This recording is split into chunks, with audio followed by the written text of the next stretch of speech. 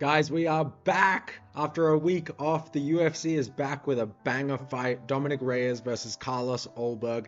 They just had the press conference. Honestly, the press conferences should just all be held in Australia, even for events that aren't in Australia. The crowd is better, the questions are better. It seems like even the fighters get around it, but maybe that's just because there were Australian fighters there.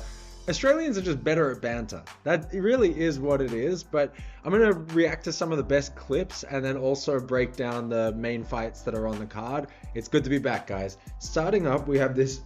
I just want to show you this first question because it'll come back in later with one of the fighters, Jack Jenkins, that's on the card. But right after this, it gets to like one of the tough questions asked of the UFC about like the poor ticket sales.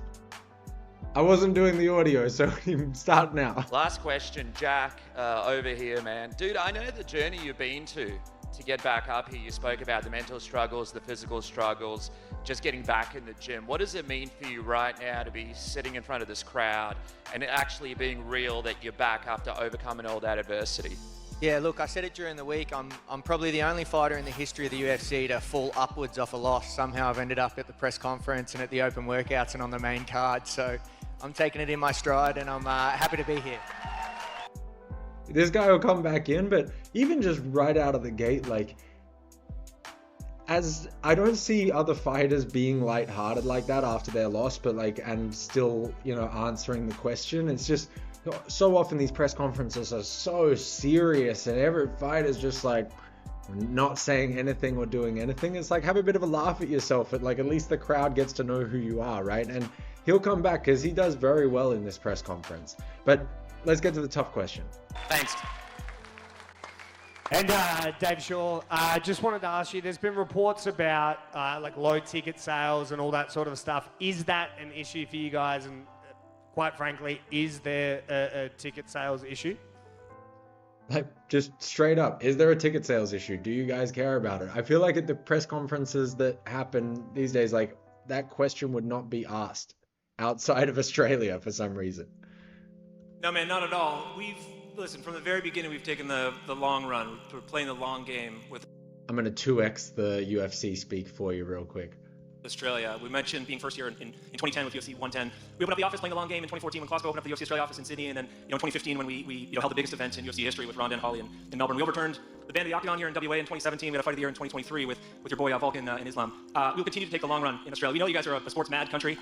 That is a very good point. And I do think that what he's saying here is right. The UFC does think about the long game with Australia. Australia does care a lot about sports betting, everything like that. So I don't think they really care about like a half-filled stadium, especially given the fact that like we live in an internet world right now and you're catering to that like global online audience and trying to build a following. But, you know, pretty good question, pretty good answer from the UFC there.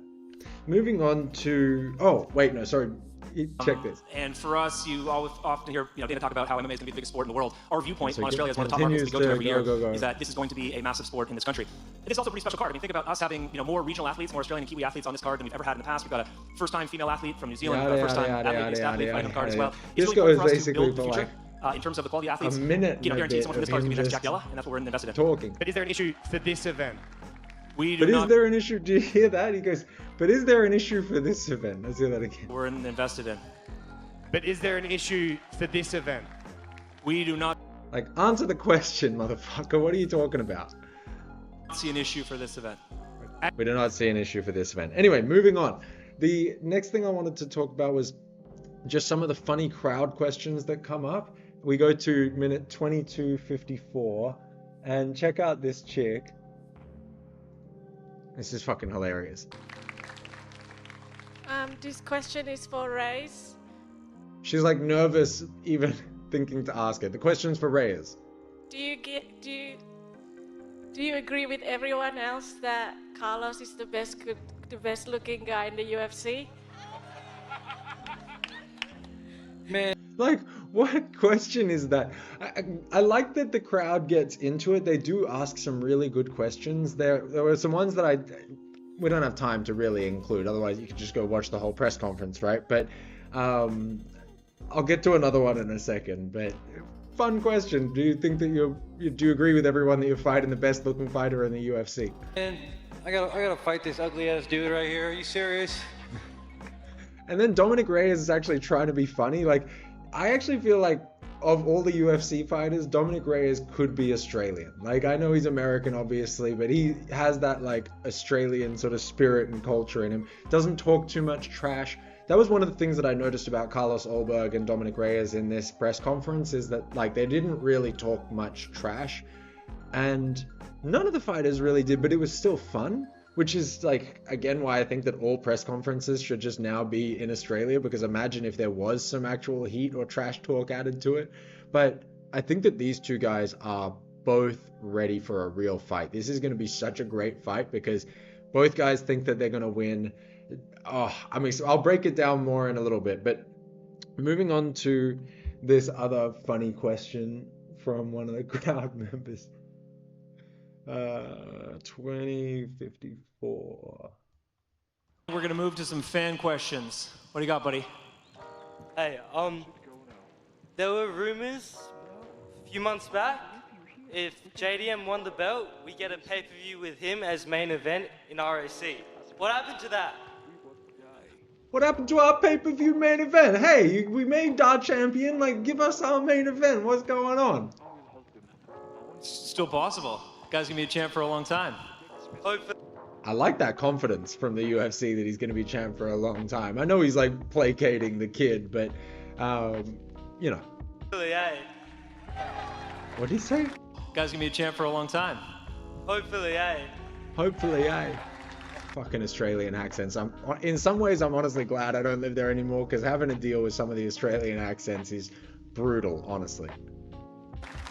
We need JDM in Perth. Just starts harassing him. We need JDM in Perth. Give us our pay-per-view. I think he's here this week, isn't he? Yeah, We he's need here. him in RAC fighting. All right, who's... We need him in RAC. He's here. No, we need him fighting. Give us JDM. And the UFC goes, okay, let's move Next. on. Who's next? That's hilarious. So, coming back to this Jack Jenkins kid, because this is really interesting. Catch this. At 12:14. Question for Jack Jenkins. You're 2-0 in Perth. You love fighting here, but also this Sunday you have your third UFC fight here, which makes you the most capped fighter at this arena. What do you think of that? Yeah, what a huge honour. I mean, this stadium, you think about the fights that have been here, you think about the cards that the UFC have put on. I went to the wrong clip, so here we go. This is the question. Big thought on your opponent as well, and while gambling responsibly, your tip for Sunday. While gambling responsibly, what's your tip for Sunday? Check how Jack answers this. Yeah, look, I've always got to back myself, just as I'm sure Raymond's going to back himself. He's a very talented fighter. He's got great boxing, very, very dangerous left hand, and that shows on his resume. Look, I'd love to sit here and tell you that the only reason we're up here on the main card is because of me, but I think his fight style and the way he's brought attention to this fight through that is one of the reasons. So I'm glad that he's out here, and I'm glad that we get to put this fight on in front of the Perth crowd. Great answer, very well spoken, but did not answer the question, right? Like, he did not say, bet on me or anything like that. And that actually comes back. This is a really interesting moment. I mean, honestly, Australians are degenerate gamblers. I can speak from experience myself. This is why I don't bet on the fights anymore. But check out this answer. Or check out this question in a second. This just shows the level of Australian gambling degeneracy, and also very interesting response from Jack Jenkins. Yes, sir. Jack, can I bet my rent money on you this week? I've said it once. Can I bet my rent money on you this week? Do you hear that? Can I bet my... Yes, sir. Jack, can I bet my rent money on you this week? Jack, can I bet my rent money on you this week? Fucking hell, man. I've said it once, I'll say it again, 1-800-858-858. That is Fucking boom. Gamblers fucking anonymous, bro. Gamblers Helpline. Gamble responsibly. Do not, Look, if you do want to have a dabble on the card this weekend, I think there's a few great bets. I think the two men sitting next to me are two great bets. I think I'm a great bet as well, but as far as putting any amount of money that you can't afford to lose on it, I would strongly encourage you not to do so. Okay, so I can multi you three up then? Oh, I can multi you three. He's a degenerate. You can't help this guy, Jack. Don't worry.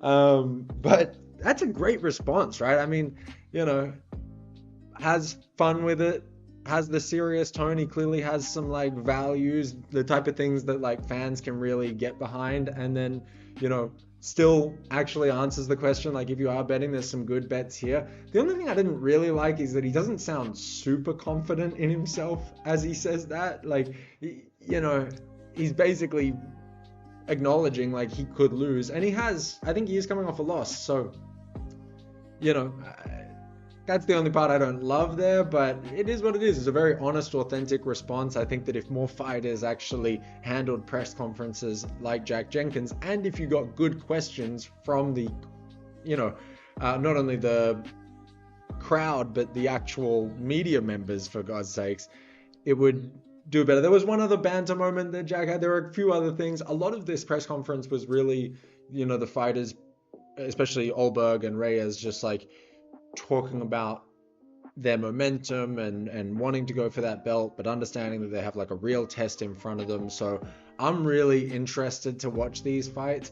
With that being said, I'm actually going to go and break down the main three fights that you see here on the cards. First fight up, we have Jack Jenkins versus Ramon Tavares, and I think that Jack Jenkins is going to win this. He's in Perth. He's only won in Perth. He's got that hometown crowd advantage. He's, you know, gone like win-loss in his last 4 fights. But Ramon Tavares, on the other hand, he has a decent record. It's like 10-3 or something like that, maybe 12-3.